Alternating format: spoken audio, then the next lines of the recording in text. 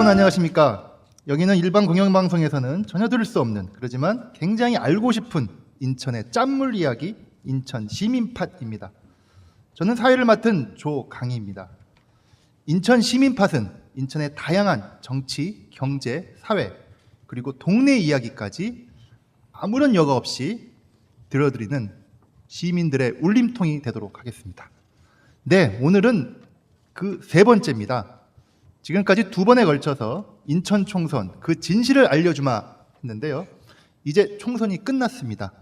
오늘은 그 총선 결과에 대해서 함께 이야기 나눠보고자 합니다. 먼저 오늘도 지난번과 같이 세 분의 손님을 모셨습니다. 먼저 우리 전 강병수 인천시의원님 안녕하십니까? 네, 반갑습니다. 잘 계셨습니까? 네, 반갑습니다. 다음은 우리 인천시의회 이항구 의원님. 네, 반갑습니다. 네, 반갑습니다.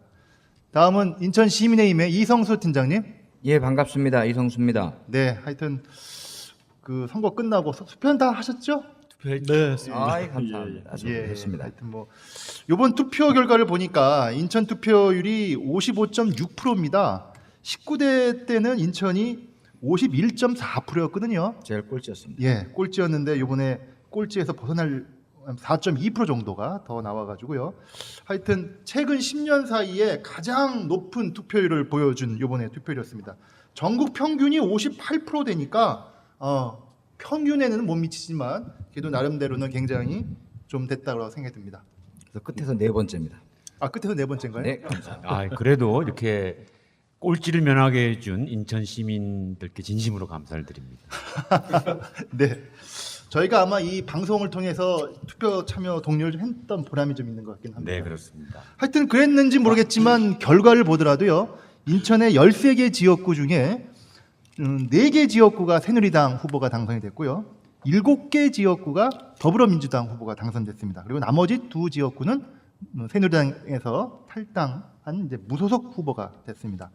오늘은 그 결과에 대해서 서로 한번 이야기를 쭉 나눠보도록 하겠습니다.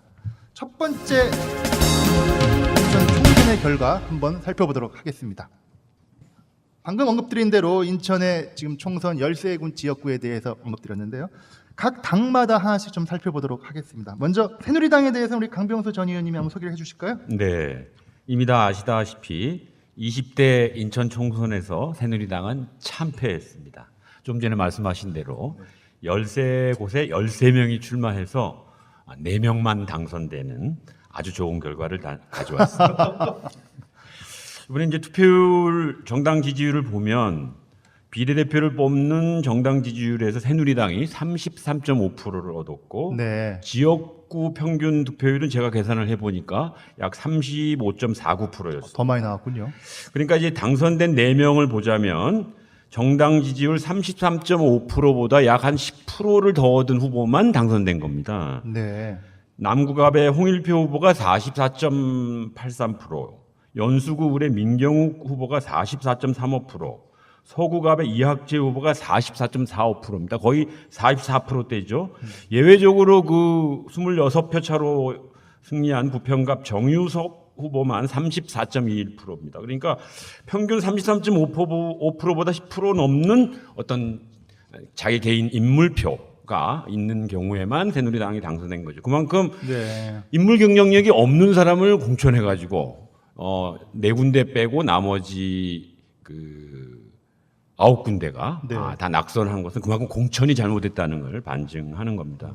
이걸 최근 상황하고 비교해 보면 지난 19대 때 새누리당 정당 지지율은 인천이 42.9%였습니다. 이번 20대랑 비교하면 9.45%가 높았고 2년 전 2014년 지방의회 선거에서 새누리당이 50.58%를 얻은 거에 비하면 네. 약 17%가 빠진 겁니다. 그러니까 이번 인천 시민은 최소 9.5%에서 17%에 달하는 시민이 새누리당을 지지했다가 이번에는 지지를 초래하고 오히려 새누리당을 심판한 것이죠. 아, 그렇게 됐군요. 예, 그 굉장히 중요한 결과가 온 겁니다. 그래서 그동안 박근혜 대통령이 취임을 한 다음에 국정원 선거 개입, 세월호 진상규명, 역사 교과서 국정화, 한일 위안부 문제 졸속 협상, 서민 경제의 파탄, 남북 관계의 불안 등 여러 가지가 많은데도 불구하고 친박, 비박, 너무 많이 진박 등 지들은 마치 이길 것처럼 잘못된 공천을 하면서 인천 시민의 이 심판을 받은 오만과 불통의 정치가 우리 인천 시민에게는 안 통하지 않았나 이렇게 생각합니다. 근데 이제 결과론적으로는 지금 언급하신 대로 새누리당 후보는 4명이 됐지만 무소속 2명이 거의 뭐 새누리당이라고 해도 뭐 상관이 없고 실제로 당선되자마자 바로 복당 신청을 했기 때문에 결과론적으로는 새누리당 그러니까 여권 쪽이 6석이 되는 거 아니겠습니까? 뭐 둘 다 이미 복당 신청을 했고 받아들일지 모르겠습니다만 결국은 받아들이지 않겠습니까? 그런 면에서 크게 보면은 7대6 성적표입니다. 지난번에 저희가 한번 내기를 걸었을 때 네. 저는 그때 얼마로 오셨죠? 저는 5대8로 걸었는데 제가 예측을 잘못한 것을 사죄드립니다. 다행입니다. 더 세게 건 분도 있었죠? 제가 10대 3으로 걸었습니다. 저도 10대 3이었습니다. 예, 하여튼 그거에 비하면 아주 다행스러운 결과가 나왔다고. 근데 이제 제가 요 새누리당 결과를 보면서 이게 새누리당 자체의 문제도 있습니다만 인천 지역에서 유정복 시장님이 힘 있는 시장이라고 해서 당선된 이후에 해놓은 게 뭐 있느냐. 그리고 우리 이한구 시의원도 계시지만 인천시 의회에서 계속해서 그 교육감 혁신학교 문제를 딴지를 잡는다든지 누리과정 문제에 대해서 다수당임에도 불구하고 그 형평성을 잃어버린다든지 하면서 사실은 새누리당 자체의 반감뿐만 아니라 인천의 그 지방 정권에 대해서도 우리 인천 시민이 좀 평가한 것이 아닌가 이런 면에서 새누리당은 정말 반성하지 않으면 이 지지율보다 더 떨어질 가능성이 높습니다. 네, 앞으로 이제 대선도 남았고 또 지방선거도 남았기 때문에 하여간 좀 이번에 평가 선거 결과에 대해서 여러 의미심장한 분석을 좀 해주셨네요. 근데 네.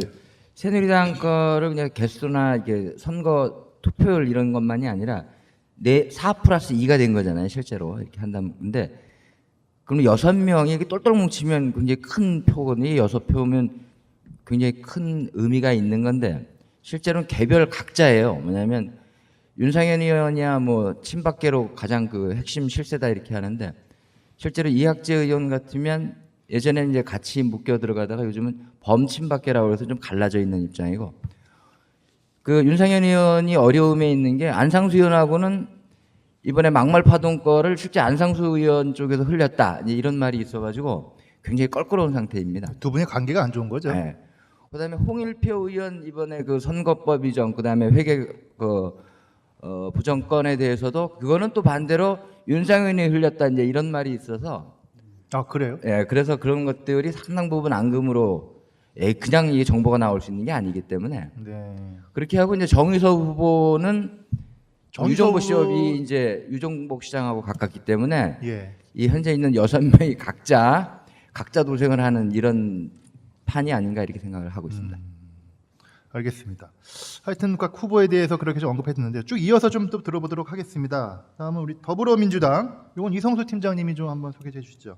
예, 이거 숫자상으로는 가장 그 뭐 이번 선거에서 바로미터가 인천이 아니냐 이렇게 했을 때 인천시에서 이긴 정당이 전국 정당과 이렇게 간다 이렇게 하는데 그건 굉장히 의미가 있는 건 아닌 것 같아요. 뭐 이렇게 표로 이렇게 본 거는 있는데 실제 이긴 거냐 이렇게 본 게 아니라 지지 않은 거 정도 수준이지. 그렇게 근데 보시는군요. 사전에 이제 좀 사과의 말씀은 저도 이제 그 선거 판세를 이렇게 예상했을 때 전 3석 정도를 더불어민주당을 봤습니다. 근데 7석이나 얻었다는 건 이게 너무 이게 뭐 어떻게 판단해야 될지 굉장히 그날 당일날 되게 어려웠었던 점이 있었는데요. 근데 그 11곳에 후보를 냈습니다. 거기서 7명이 당선된 거는 66% 정도 상당한 이 득표력을 가졌다 이렇게 마지막 네. 그 결과로 따지면 이렇게 됐고요. 이후에 그 나머지 네 분이 실제로 출전을 했지만 여기에는 이제 시민운동 쪽에서 봤던 낙선운동 후보도 있었습니다. 그게 윤종기 후보도 있었고, 그다음에 뭐 사전에 있었던 뭐 낙천됐던 분들, 김현종이나 뭐 이런 분들 후보들도 있었다는 걸 말씀드리고요. 전체 더불어민주당이 그 과반수 의석을 넘게 되면서 이후에 아마 시 정부와 또 이후에 아마 좀 더 나중에 말씀드리겠지만 정치권에서 굉장히 중요한 포석이 되지 않을까 이렇게 판단합니다. 네, 이번에 언급하신 대로 더불어민주당이 7명의 국회의원이 당선됐는데 그중엔 초선 의원이 2명이 의원에 들어간 거죠? 그렇습니다. 박찬대 초선은 3분입니다. 박찬대 분? 후보하고 신동근, 유동수. 유동수 후보까지 세 분이시죠. 신동근 후보는 난 다 국회의원인 줄 알았는데 너무 이번에 다섯 나가서. 번째 출마를 했기 때문에 사전옥이죠, 사전옥이.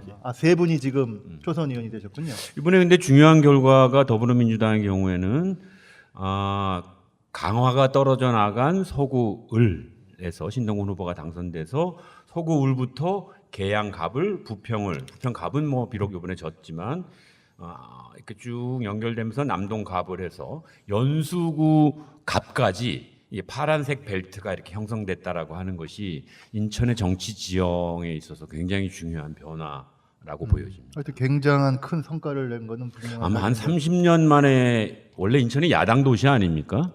예, 근데 야당이 다수당이 된 것은 제가 한 어렸을 20년, 때를 20년 빼고 정도 나서 됐죠. 굉장히 오래된 일이라 생각이 됩니다. 아, 그러니까 열린우리당 때 한번 잠깐 있었을지 모르지만 실제로 정상적인 투표가 이루어진 상황에서 이 야당이 더 한 석이라도 더 많게 된 것은 참 오랜만에. 그 7명의 후보 중에 우리가 좀 특별하게 이번에 좀 이거 좀 기억하거나 좀 하여튼 이건 우리가 좀 이렇게 해야 될 듯한 그런 후보가 좀 있을까요? 많았죠. 그 7명이 되다 보니까 이제 인원수는 많았는데 그다음에 당선자들과 시민사회와 이렇게 좀 자리를 한 적이 있습니다. 그때 이제 한 분이 말씀을 하셨는데 특히 또 세 분한테 이렇게 고마움을 표시한 게 있어요. 그 신동훈 후보한테는 국정교과서의 가장 주적이었던 황우여 후보를 이겨줘서 감사합니다. 네. 했던 거였고. 황우여 후보도 낙선 후보였죠, 시민사회. 그다음에 윤관석 후보를 또 굉장히 또 감사의 그 말씀을 했는데 그 전교조 명단 공개를 해가지고 조전혁 법에서도 후보. 했던 그 조전혁 후보를 이겨줘서 고맙다 이렇게 말씀을 역시 그분도 하셨습니다. 낙선 후보였죠. 예, 그렇습니다. 그다음에 박찬대 후보에게 감사를 드렸습니다. 그거는 뭐 따로 특별한 건 아니고 본인 지역구가 있다 보니까 거기서 20년 만에 처음으로 야권에서 됐다라고 하면서 세 분을 의미 있게 이렇게 고마움을 표시했던 맞습니다. 의미도 있었다라고 생각합니다. 저도 개인적으로 연수구 지역에 살고 있는데 진짜 처음으로 야권 쪽 후보가 당선된 그런 사례였고 그래가지고 표 차이도 뭐 4표입니다. 얼마 많지 네네. 않아가지고요. 굉장히 하여튼 잠을 못 자겠죠. 그래서 지난번에 제가 박찬대 당선자를 한번 만난 적이 있는데요. 네. 선거 끝난 다음에 그런 얘기 하더라고요. 본인이 공천은 더불어민주당에서 제일 먼저 받았는데 당선은 제일 늦게 됐다고 새벽에 그런 얘기를 5시까지 잠을 못 잤습니다. 하더라고요. 네, 하여튼 뭐 그런 과정이 있었습니다. 그 박찬대 후보가 승리함으로 인해서 전국적으로 그 새누리당보다 더불어민주당이 한 석이 많게 된 게 바로 이 박찬대 후보 때문에. 가장 늦게 또 됐고 하니까 네, 그렇습니다. 여러 가지 의미가 있는. 그렇습니다. 다음에 기회가 되면 우리 박찬대 후보를 좀 그 당선자를 불러가지고 한번 얘기를 한번 들어보도록. 그렇습니다. 그리고 아주 좋은 우리 팝캐스트에서 박찬대 후보를 모셔서 선거 과정과 앞으로 또 초선 의원으로서 하고 싶으신 말씀을 듣는 것도 의미 있는 일이라 생각합니다. 네, 그렇게 한번 추진해 보도록 하겠습니다. 다음은 국민의당을 좀 하도록 하겠습니다. 국민의당이 참 굉장히 많이 선전을 하긴 했는데 결과론적으로는 지금 한 명의 후보도 당선인을 지금 내진 못한 상황이거든요. 이 네. 내용은 이한구 의원이 좀 설명해 주시죠. 네, 이번 총선은 앞서서도 말씀하셨지만 그 국민들이 박근혜 정부와 그다음에 새누리당 그 여권을 이제 심판한 거죠.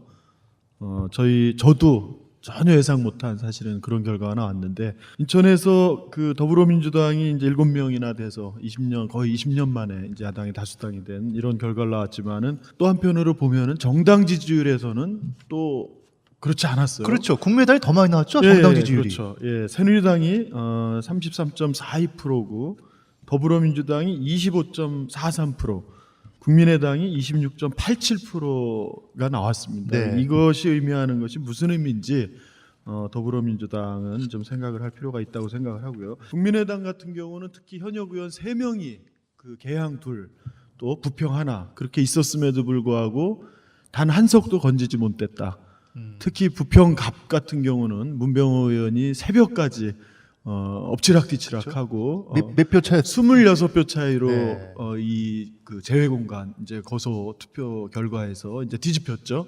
두 번이나 당선 축하 그 꽃다발을 받고 아마 이렇게 아, 다시 그랬습니까? 뭐 그랬다고 전해 들었습니다. 처음엔 36표로 이겼습니다. 실제 선거 표에서 뚜껑을 깠을 때는. 그렇죠. 개표 결과 다 개표가 끝났다고 해서 36표로 이겼다고 했는데 제외 공간 거소투표. 거소투표함이 남아 있었던 아. 거죠. 그래서 참 희한한 일이 좀 생기기도 했는데 제외 공간 투표는 원래는 정당 투표만 하게 돼 있어요. 주소지가 아닌 사람들, 네. 이제 국적만 갖고 있는 분들은. 그런데 여기서 출장을 갔다든지 아니면 선상 투표라든지 이렇게 거소투표들 투표권이 선상 늦게 온 투표들. 분들 건이 이제 진짜 참 예, 그거는 뭐 어제 언론에서도 나왔지만은 이제 투표한 보전 신청하고 이 선거 무효 소송들을 했기 때문에 이제 그 결과들이 또 어떻게 재검표를 통해서 또 기추가 또 주목되는 내용이기도 네. 하고요. 그 이렇게 현역 의원 셋이 있음에도 불구하고 또 비례표에서는 더불어민주당보다 더 많이 특히 뭐 개항을 같은 경우는 그 인천 전체 비교보다도 훨씬 높게 나왔죠. 훨씬 높게 더 나왔죠. 새누리당보다 사실은 국민의당이 개항을 해서는 최원식- 비례로서 최원식 최원식 후보죠? 후보가 네. 나왔던 지역에서는 1등을 하는 비례대표에서는 그리고 2등을 새누리당 1등이 28.59%, 새누리당이 28.15%, 더불어민주당이 26.74%. 이런 결과가 나왔음에도 불구하고 사실은 그 지역 선거에선 한 명도 되지 못했다는 거는 전략이 좀 부재했다. 제가 보기엔 국민의당 입장에서는 이 개항과 부평에 20대, 30대, 40대 서울로 출퇴근하는 이런 그 유권자들이 밀집해 있는데 이런 유권자들로 하여금 더불어민주당 후보들하고 국민의당 후보들이 어떤 차별성을 갖는지 이 부분에 대해서 사실은 어필이라든가 그런 네. 그 선거들을 좀 효율적으로 못한 그런 결과가 아닌가 그런 생각이 듭니다. 하여간 뭐 전국적으로도 마찬가지지만 국민의당이 그 후보자들은 상대적으로 좀 적게 됐을지 모르겠지만 정당 득표율은 굉장히 높게 나왔거든요. 그래서 일각에서는 국민들이 새누리당도 심판하고 또 더불어민주당도 일부 심판한 게 아니냐, 뭐 교차 투표, 뭐 이런 얘기를 하시는 분도 있더라고요. 사전 투표를 끝나고서 이렇게 지역을 다닐 때 보면은 정권 심판을 해야 되기 때문에 2번을 찍었다 어쩔 수 없이 하지만 정당은 3번을 찍었다 이런 사람들을 너무 많이 만난 거예요. 근데 또 이 사전 투표할 때 중요하게 주목할 부분이 2번과 이 더불어민주당하고 정의당이 이 단일화 합의를 네, 했잖아요. 그렇습니다. 그래서 이 2번 후보들이 다 야권 단일 후보라는 걸 가지고 홍보를 했단 말이에요. 모든 현수막이라든가 명함이나 그 법원에서 홍보물까지도. 바뀌어가지고 또 뭐 어떻게 그렇죠. 그래서 지금 그 개항이나 이제 부평 이런 국민의당 후보들이 허위사실 공표죄로 지금 또 선거법 위반 그 소송을 걸어놓고 있는 거라 그렇군요. 이 부분들의 결과도 상당히 주목되는 이제 부분이에요. 저는 좀 다르게 해석을 하는데, 그러니까 이제 국민의당이 그만큼 이제 정당 투표를 받은 것은 시민들이 최악의 후보를 막자라고 하는 이제 전략적 투표에 방점이 있다 저는 이렇게 생각을 네. 하고, 그다음에 이제 비례 투표는 이제 자기가 좀 찍을 만한 곳 아니면 그 새누리나 더민주당에는 주기 싫고, 그러니까 이제 그 선택을 국민의당부터 이제 정의당 뭐 소정당들한테 이렇게 많이들 한 게 아닌가 이렇게 판단하는 거고요. 그다음에 그 야권 단일 문제건에 대해서는 여러 가지 해석이 좀 있을 수 있어요. 근데 최소한 그 정도가 됐을 때 현재까지 7대 6이라고 하는 이러한 선거 구도를 만들지 않았는가 인천에서. 그리고 그러한 것이 없이 3당이 했으면 제가 볼 땐 또 그 양당 체제 정도의 이게 큰 이렇게 시민들한테 어필을 못했었던 것을 최소한 좀 이렇게 시민들한테 감동을 최소한에 줄 수 있었던 그 정의당과 더민주 거 정도에서는 시민들한테는 좀 그만큼 의미를 주지 않았는가 이렇게 판단을 하고 있습니다. 그러니까 이제 법은 법이고 네. 또 하나 현실적 그 시민들이 어떤 정서 이런 측면에서 특히 정권 교체나 그렇죠. 이걸 바라는 정서에 대한 시민들 건 입장의 정서에서는 최소한의 그런 반영을 표현, 뭐 그런 반향이라고 나올 수 있지만 문제는 법이 위법하다고 판결을 한 상태라는 거예요, 지금. 네. 그러면은 지난번 그 서울시 그 전 문영린 교육감의 경우에 네. 보수 단일 후보로 썼다가 실제로 200만 원 그 판결을 받았잖아요. 그러니까 이러한 그 이 기존 판례나 이런 것들이 있기 때문에 실제로 이번에서도 명백하게 법에서는 야권 단일 후보로 쓰는 거는 이거는 위법하다. 그리고 바로 그 부분을 또 시정을 했어야 되는데 특히 문제는 지금 26표 차이인 문병호 후보의 지역구 같은 경우 정의당 후보가 있었냐 거기 도대체 누구랑 야권 단일화를 한 거냐 이런 실체적 사실이 있죠. 또 계양을 같은 경우도 계양을에 누가 정의당 후보가 있었냐 사전에 합의를 해가지고 예비 이렇게 후보를 나온 거죠? 등록하고 뭐 이렇게 해서 한 사람이 아무도 없었거든요. 그래서 이러한 그 이 정의당과 더불어민주당의 단일 후보 이것만 가지고도 야권 단일 후보로 쓰는 건 위법하다라고 판결이 됐는데 문제는 아예 정의당 후보가 등록한 후보도 없는 지역도 있었단 말이에요. 근데도 썼어요. 야권 단일 아니, 후보라고. 어떻게 생각하십니까, 우리 강병서 전 의원님? 저는 사실 이제 부평에 사니까 네. 부평갑에 대해서 출마 권유도 있었고 그랬군요. 예. 저도 심각하게 고민한 적은 있었습니다만 저는 야권 단일 후보 경험도 있고 야권 단일화에 대해서 저 개인적으로 찬성했기 때문에 사실은 부평갑에 출마하지 않은 측면도 있습니다. 그래서 후보가 없었다고 해서 야권 단일 두 당의 단일화가 잘못됐다거나 이렇게 생각할 수는 없는 거죠. 그러니까 왜냐하면 야권 단일 후보 진행이 꽤 갑자기 된 게 아니고 두세 달 전부터 진행되고 있었기 때문에 네. 다른 의사를 갖고 있었던 사람도 출마를 하지 않았던 측면이 있습니다. 근데 제가 볼 때는 이제 예. 문병호 후보권에 대해서는 굉장히 안타까운 게 있고 나머지 여지가 있다라고 봐요. 재검표 문제는 정확하게 얘기하면 수개표를 하자 이렇게 법원에다 신청을 한 부분이 있고요. 최원식 후보권에 대해서는 이 선거 이후에 여러분들하고 이제 그 얘기도 나눠보는 가운데 정치에서 복귀의 의미가 있냐?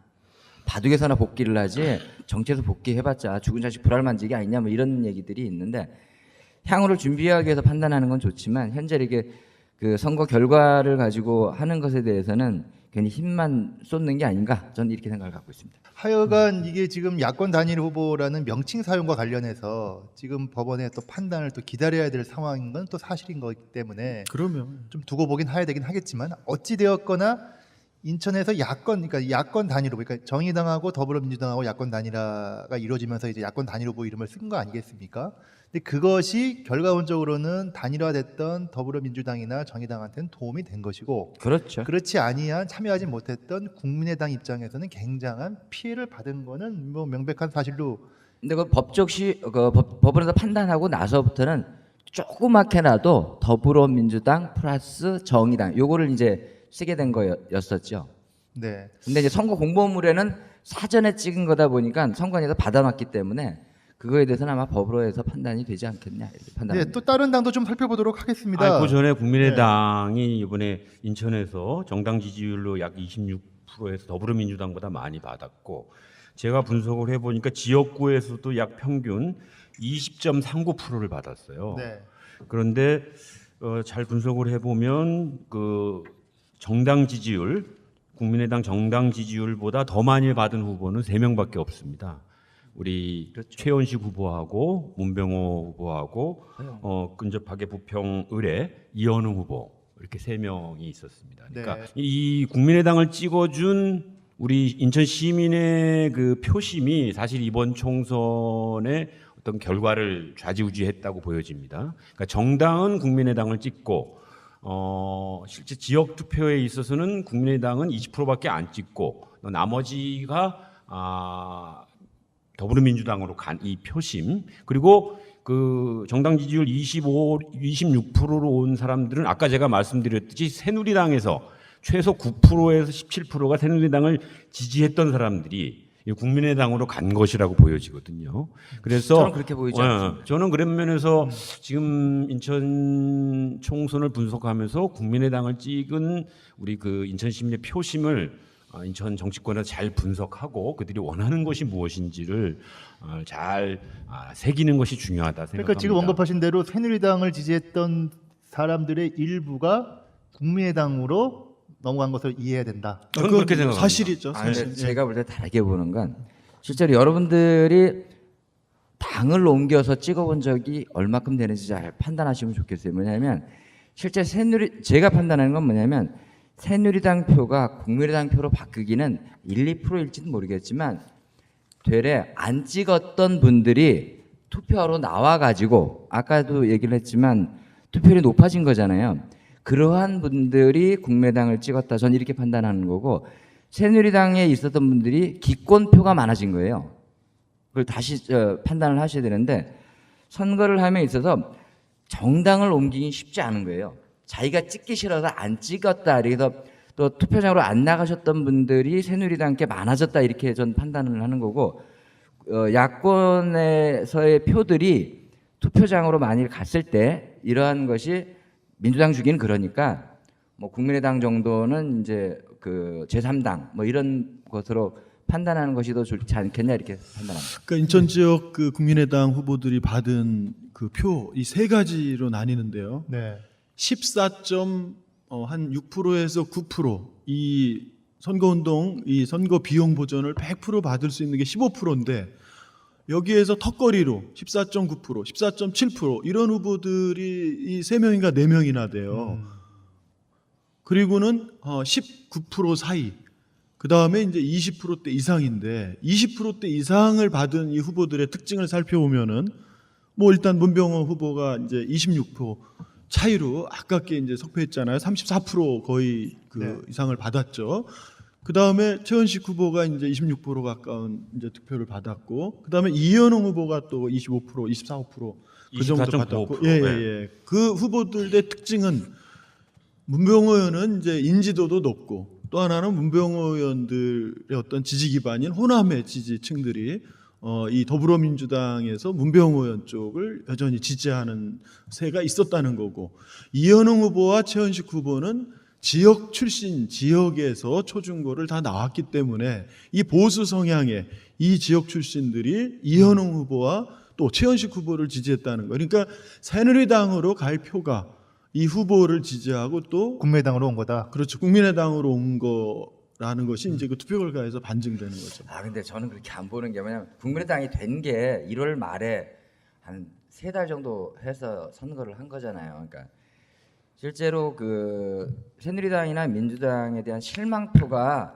거기에 얹혀져 있는 거지 실제로 정당으로서의 이렇게 완결점을 가지고 갖는 부분으로만 해석하는 것은 좀 아전인수가 아닌가 저는 이렇게 생각합니다. 하여간 좀 이따가 좀 더 이걸 좀 다시 살펴봐야 될 게 한데요. 왜냐하면 이 부분이 참 중요할 수밖에 없는 게, 그러니까 국민의당이 이런 선전이 새누리당 표가 일부가 간 거냐, 아니면 아까 언급하신 대로 교차 투표 어떤 이런 측면을 간 거냐. 왜냐하면 제가 저 전에 어떤 분을 만나니까요. 앞으로 선거 이제 대통령 선거 남지 않았습니까? 누가 그런 말씀을 하시더라고요. 만약 더불어민주당하고 국민의당하고 단일화가 안 되면 어찌 보면은 국민의당하고 새누리당하고 단일화할 수 있다고 누가 또 그런 얘기를 하셔가지고 제가 그럴 수도 있나? 뭐 이런 생각이 들었는데 좀 하여튼 모락모락 음모 소리 나오고 있습니다. 예, 하여간 뭐 이거는 이번에 어떤 표심을 정확하게 이해해야만 앞으로 이후 대선 과정부터 해서 다 충분한 이해가 좀 그러니까 필요할 이제 것 같아요. 그 한 가지 좀 덧붙이면 이번 선거의 특징은 여당은 그 친박 소위 이런 패권, 또 야당은 또 더불어민주당은 또 이 또 그 공방은 있지만 또 그런 패권 이런 거 하고, 또 하나는 여당이고 야당이고 국회의원들이 특권 이걸 안 내려놓는다, 싸움만 한다. 이게 국민들한테 갖고 있었던 기존 여당 야당 할 거 없는 불신이에요. 네. 그렇기 때문에 이 기존 그 여당 박근혜 정권을 심판하고자 하는 야권 지지 또는 기존의 여권 지지자 일부가 교체하기 위해서 2번을 찍었지만 이 여당 야당이 쌈만하고 특권도 안 내려놓고 이런 또 각 당내 패권들 가지고 또 싸우고, 이것도 꼴 보기 싫었던 거예요. 그래서 국민의당이 예상보다 많은 그런 그 이 정당 지지율이 나왔다는 거죠. 실제로 전라도 지역 같은 경우는 국민의당이 거의 압승한 거 아닙니까? 뭐 더불어민주당이 거의 뭐 당선이 거의 안 거기 뭐 됐으니까요. 또 다른 측면에 이제 그런 부분이 있는 근데 거고. 예. 실제로는 국민의당도 독선에 대해서는 자유스럽지 않다. 왜냐하면 공천 과정을 보면 그건 뭐 다 보이는 거 아니겠어요. 그래서 남을 비판하기보다는 제가 볼 때는 좀 큰 선거를 두고 좀 더 이렇게 예, 하여간 봐야 좀 되지 더 않겠냐 얘기를 좀 더 봅니다. 진행하면서 얘기를 좀 더 해보도록 하겠습니다. 이거 뭐 일단 요 첫 번째 이걸 좀 마무리해야 되니까 이 나머지 남은 정의당하고 소수 정당을 좀 보시죠. 뭐 일단 후보가 정의당은 한 명 두 명 나왔죠. 두 명. 아, 2명 나왔습니다. 네, 두 네. 명 나왔어요. 이번 인천 총선에서 최대의 희생은 정의당이 한 것 같습니다. 동의합니다. 희생이다. 네, 희생이죠. 자초한 거죠, 뭘 희생이에요. 어려운 여건에서 더불어민주당과 정의당이 후보 단일화를 했고 남구의 김성진 후보, 중동 옹진 강화의 조택상 후보가 출마했으나 김성진 후보가 약 19%, 조택상 후보가 22.62%를 득표에 그쳤거든요. 선거 비용은 네. 보존 받네요. 아니, 선거 비용은 보존 받죠. 근데 이제 남구 의뢰에서는 국민의당 안기호 후보가 애초에 불출마 입장을 바꾸어서 출마해가지고 김성진 후보보다 많은 22.19%를 얻었으니까 전혀 시너지를 낼 수가 없었고 단일화에. 네. 그 다음에 그 중동옹진 강화에서도 국민의당 김해창 후보가 14.9%를 해서 선거 비용 보존을 못 받지만 꽤 의미 있는 숫자를 50%는 얻음으로써 받습니다. 50%는 맞죠. 네. 그래서 정의당 후보들이 단일 후보이지만 시너지를 전혀 내지 못한 그런 희생타이면서도 단일화했습니다. 이따 야권연대 평가에서 말씀드리겠습니다만 그런데 더불어민주당에서 당선된 후보들은 단일화의 효과를 독특히 본 측면이 강하게 있습니다. 그럼 뭐 결과론적으로 정의당 후보가 이제 뭐 험지에 들어가 희생을 있다고 했다고 표현하셨는데 네. 아까 뭐 이한구 의원은 자초한 거라고 얘기하셨는데 어떻게 자초한 건 맞습니까? 저는 뭐 자초했다고 보는 거죠. 애초에 김성진 그 위원장께서 개항 갑으로 이렇게 아예 이사까지 가면서 그 야권 지역의 새로운 진보 정당을 이제 꽃을 피우겠다. 그리고 분명히 거기에 간 거는 본인 개인만의 의지가 아니라 이미 더불어민주당 측하고 상당한 그런 합의 이런 걸 통해서 간 걸로 계속 알렸단 말이에요. 그럼에도 불구하고 지속적으로 그걸 유지하지 못하고 다시 번복해서 남구 을로 원래 또 남구 갑이었죠. 을도 아니고 이러는데 누가 그걸 지지하냐고요. 그 지역에서 운동하던 그 더불어민주당 후보도 있겠지만 네. 또 그러니까 이러한 이 단일화 과정에 이 두 당이 처음 시작할 때도 그랬고 또 나중에 또 이렇게 선거 과정에서 또 바꾸고 이러면서 사실은 유권자를 중심에 놓지 않고 이 단일화라는 명분에 너무 집착하다 보니까 자초한 거다. 결국 김성진 위원장이 피해자가 된 거예요. 너무 안타까워요. 이런 결과론적으로 지금 정의당 후보 두 분은 지금 다 이제 당선이 안 됐는데 그리고 이제 희생당했다고 이제 강병수 의원님 말씀하셨는데 그러면 정의당은 얻은 게 없는 건가요? 제가 볼 땐 조택상 후보는 상당히 의미가 있는 거예요. 그러니까 표를 분석해 보면 중구동 공진 강화 이렇게 쪼개져서 그렇지 동구로 볼 때는 1등이었거든요.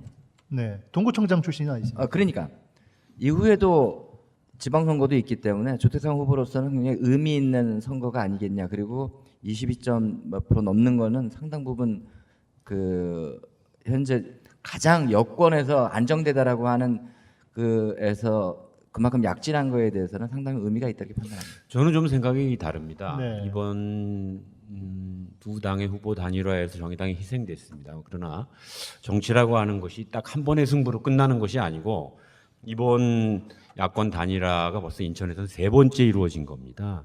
그래서 2010년도에는 민주당과 진보진영 제가 있었던 국민참여당까지 포함해서 다 야권 전체의 승리였고 지난 2014년 지방선거에서는 두 당 모두 패했죠.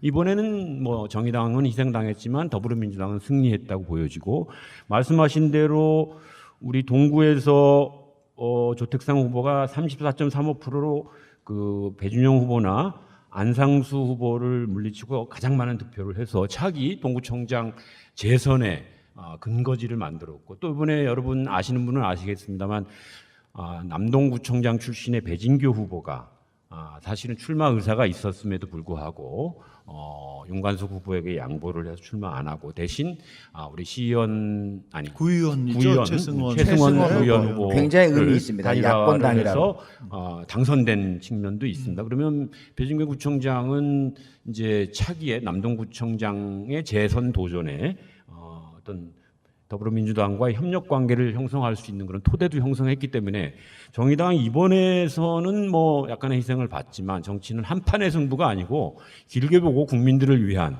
또 지방자치제까지 포함한 전체적인 승리를 바라봐야 되는 긴 여정에서 봤을 때는 희생이지만 뭐 단순한 희생은 아니지 않은가 저는 그렇게 평가하고 싶습니다.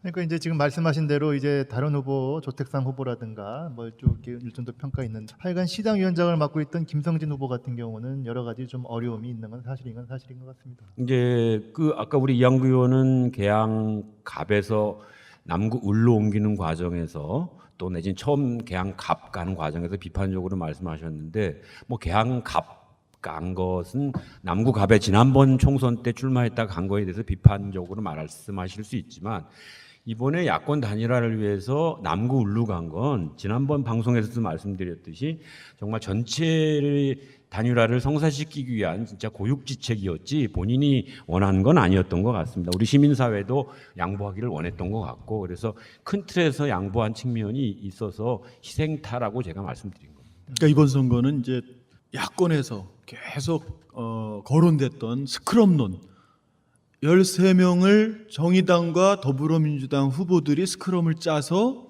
이미 다 지역을 정해놓은 듯한 이미 11월에서부터 회자됐던 그게 문제인 거예요. 그게 정치를 여러 당의 후보들이 야권에 하려고 하는 후보들이 많이 있는데 도대체 누가 후보를 정해놓냐고요. 누가 그렇게 해서 그러한 거를 짜놨다 이렇게 하다 보니까 자꾸 거기 중심으로 이 후보를 선정하고 거기 중심으로 그 처음에 짰다라고 하는 그 두 당 중심에 네. 야권 연대를 그냥 얘기를 하자. 그러면 국민의당도 테이블에 나와 있었던 거는 처음부터 마지막까지 계속 그 국민의당은 나와 있었던 테이블이 있었습니다. 그러니까 야권 단일에 거기서 성사가 안 된 거지.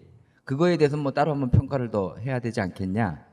이따가 그 두 번째 섹션에 야권 연대에 대한 평가와 반성에 대한 얘기할 때 그 얘기를 좀 집중적으로 좀 해봤으면 좋겠다는 생각이 듭니다. 하여간 인천이 전국적으로 가장 먼저 야권 연대, 그러니까 두 당의 야권 연대가 이루어지면서 선거에 임했고, 그래서 뭐 결과론적으로는 그것도 큰 영향을 끼쳤던 것은 사실인 것 같습니다. 한 가지 더 그 소수당에서는 남동구 갑에 민중연합당 임동수 후보가 출마를 하긴 했는데 생각보다 1.53%를 얻어서 의미 있는 숫자를 기록하지 못한 것은 굉장히 아쉽습니다. 네. 예.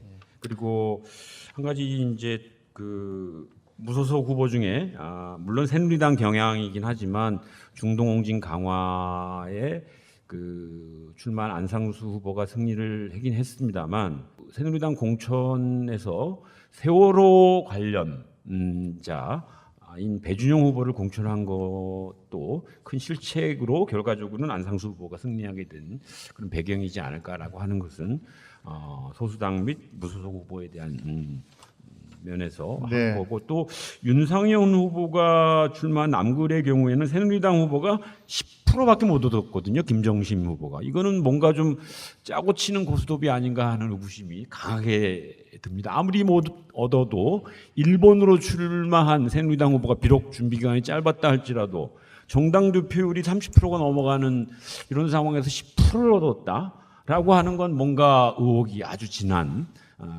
결과가 아니 나고요. 의혹이 아니죠. 예정됐던 거죠. 윤상현 그 후보가 남구에서 갖고 있는 그 탄탄한 지지 기반은 익히다 알려져 있는 거 아니에요. 탈당하니까 순식간에 수천 명이 같이 탈당하는 그런 지역이 어디 있어요. 그 정도 탄탄한 그 당내 입지를 갖고 있는 거죠. 문제는 새누리당 후보가 10%를 얻은 게 문제가 아니라 야권 단일 후보가 3등했다는 20%도 못 얻고 사실 이게 문제라는 거죠. 여기서 뭐 또 다른 그 국민의당 후보가 왜 나와서 이걸 표를 분산했고 의미를 뭐 그렇게 퇴색시켰냐 이런 얘기하기 전에 이 윤상현 후보가 갖고 있는 그 아주 튼튼한 인천에서 가장 튼튼한 지역 기반을 갖고 있는데 과연 그러한 단일화가 그게 맞았냐는 거예요. 이 부분들을. 네, 하여간 이 얘기는 앞으로도 계속 얘기가 좀 논란이 될 것 같습니다. 지금 계속 이게, 하자고요, 그건. 예, 바라보는 관점에 약간 차이가 좀 굉장히 있고, 예, 하여튼 이렇게 해서 인천 총선에 대한 전체적인 각 당의 어떤 그 총선 결과를 훑어봤습니다. 아까 언급드린 대로 새누리당이 4곳, 민주당이 7곳, 그리고 무소속이 2곳이 됐던 총선 결과였습니다.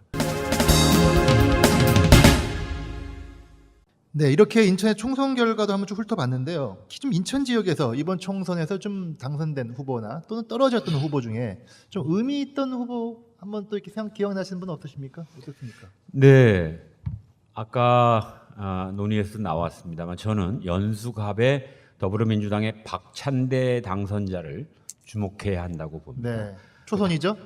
처음 출마를 했죠. 아, 처음 출마했죠. 예, 그렇죠. 공직선거는 지난번에 예비후보로는 등록한 적이 있었습니다만 출마는 처음 했는데 그것도 황우여 의원이 5번이나 당선된 인천에서는 인천의 강남으로 불리는 연수구에서 4번 당선된 거 아니었네? 5번으로 알고 어쨌든 5선을 도전한 거예요. 네, 4번 당선된 그곳에서 20년 만에 처음으로 야당 국회의원이 첫 출마해서 당선됐다. 그리고 거기가 야권 단일 후보이긴 했지만 국민의당 진의범 후보가 출마를 해서 거의 20% 가까이 득표한 그래서 선전했는데도 불구하고 40.57%로 214표 차로 이겼습니다. 이것이 네. 인천의 이번에 새누리당 지지자들의 표심이 바뀐 것이 이 연수갑에서 가장 상징적으로 드러나는 사건이 아닌가 생각하면서 우리 인천 출신이고 인천에서 성장하고 처음 출마한 박찬대 당선자와 연수구 갑을 주의 깊게 보고 힘을 예. 모아줘야 될 것 같습니다. 다른 분도 좀 한 번씩 한번 좀 예, 저는 서구을의 신동근 후보죠. 네. 뭐니 뭐니 해도. 사전 오기죠? 그러면 우리 인천에서는 야권에서는 뭐 그 신화라 할 수 있죠. 그 강화가 있는 그 불모지에서 4번이나 떨어져서 고배를 마셨는데 이번에 강화가 중동진으로 합쳐지면서 그 강세를 보였던 이제 검단 지역에서 이겼죠. 더군다나 이제 의미 있는 거는 여당의 그 새누리당 후보가 황우려 후보가 연수에서 지역을 그 공천을 못 받으면서 네. 이 서구을로 이제 옮겨서 나오게 된 그쪽에서 거죠. 험지가 한 거죠. 그렇죠. 네. 험지로 보낸 거죠. 험지로 보냈는데 결국은 뭐 국정교과서 문제나 해수부 이전 뭐 이런 문제들 또 지역구를 이제 급하게 이렇게 변경하는 그런 낙하산 문제로 뭐 그 지역에 또 새누리당 후보들이 쭉 활동하다가 승복도 했지만 거기 지역에 상당한 기반을 갖고 있는 또 초반에 그 홍승목 후보가 네. 사실은 그 불복하고 이제 무소속으로 출마하겠다고 이렇게 준비했다가 물론 다시 이제 황우려 의원 지지 선언을 하긴 했지만 그래도 이제 그런 부분들이 다 약점이 된 거죠. 네. 여기 호남 향후회장 허영 후보가 이제 여기서 나와서 신동훈 후보 표를 이걸 좀 갈라먹는 거 아니냐 이래서 또 어려운 선거가 되는 거 아니냐 사실 이런 관측이 많이 지배적이었습니다. 그럼에도 불구하고 이번 선거의 특징은 유권자들이 교차 투표 여권을 좀 심판해야 된다 이런 강력한 이 교차 투표 열망으로 인해서 그 신동훈 후보를 이제 다시 한번 좀 지지를 해줘서 45.84% 황우려 후보는 뭐 37.91% 이렇게 차이도 됐죠. 많이 났습니다. 차이가 많이 났죠. 예, 허영 후보가 16.23% 이렇게 결과가 나와서 이번 선거 중에서 아주 의미 있는 또 그런 지역이면서 후보 당선자이기도 합니다. 예. 네, 그렇습니다. 하여튼 신동군 후보가 4전 5기에 하여튼 만에 했으니까 하여튼 대단히 또 축하할 일이긴 하고요. 축하할 일이죠. 예. 근데 이제 두 군데 다 선거구 획정에 혜택을 받은 데다 이렇게 판단합니다. 왜냐하면 그렇죠. 신동훈 후보 쪽은 강화가 빠진 거고 연수가 전체가 하게 되면 굉장히 어려운 조건이었는데 그게 가불로 바뀌면서 또 한 가지의 좋은 조건은 황우여 후보가 양쪽 다 관여가 돼가지고 얼마나 감사한지 황우여 의원 쪽이 빠지고 이쪽 가서 험지에서 출마하게 되면서 신동훈 후보한테는 굉장히 그 행운이었다 이렇게 판단하고요. 저는 이제 의미 있는 지역구 또는 이제 후보로 본다면 그 계양을을 좀 보고 싶습니다. 왜냐하면 송영길 후보가 이제 당선은 됐는데 4선입니다. 그러니까 야권으로서는 이제 4선은 굉장히 오랜만에 이렇게 된 거였는데, 그리고 이제 그 인천 야권에서는 이제 4선과 그다음에 반개 조직으로 그동안 송 시장 정부 때 신동근 정무부시장, 그다음에 윤관석 대변인이 이제 이번에 당선됐고, 그다음에 그 유동수 당선자가 도시공사 감사를 하면서 네. 같이 이제 런닝메이트로 이제 했던 거. 그다음에 박찬대 후보도 상당 부분 송 시장과 이제 가깝다 이렇게 판단합니다. 그래서 7분, 홍영표 의원까지 포함해서 6분 플러스 박남춘 의원도 교감하는 데는 이렇게 큰 어려움이 없기 때문에 아까 새누리당이 6명, 이 무소속 2명까지 포함한 6명이 각계 이 계파 갈등이라든지 이런 게 있는 상황에서 그 야권에서 그 7명을 좀 이끌어갈 수 있는 송영길 당선자까지 본다면 인천을 좀 대변할 수 있는 지도자로서는 이제 어느 정도 확보는 했는데 이후 얼마큼 기대를 할 수 있는지 이건 좀 애정어리게 좀 봐야 되지 않겠나 이렇게 생각합니다.